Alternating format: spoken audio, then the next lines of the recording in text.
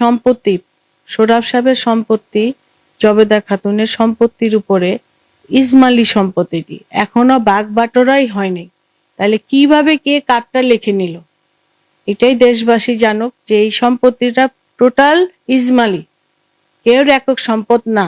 এখনো আমরা 7 ভাই বোন সবকিছুর মধ্যেই মালিক। যে আমার ছোট বোন একটা দলিল দেখাইছে যে আমাদের এই দলিল নাকি আমরা আমার মাকে লিখে দিছি।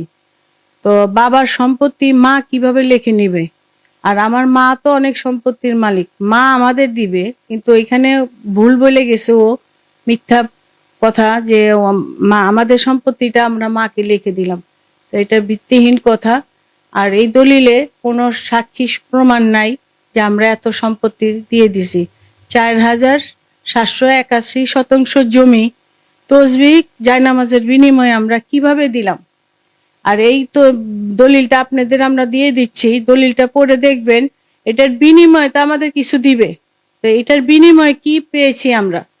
এতটি দাগ নাম্বার কিভাবে আমরা ইসমাইলি সম্পদ, এত সম্পদ, আমি তো পাগল না, আমার অন্যান্য বোনও পাগল না, তো কিভাবে আমরা এত শতাংশ জমি ভাইদের বিনা কারণে দিয়ে দিলাম? আর ওটার কারণে তো আমাদের একটা সম্পত্তি দিবে বা এটার অর্ধেক দিবে, আমরা যা পাই সেটা দেখাবে। এই দলিলের বলে আমাদের কি দিল সেটা আমার ভাইয়ের কাছে প্রশ্ন, এবং দেশবাসী জানুক এই দলিলের বলে আমরা কি পেয়েছি।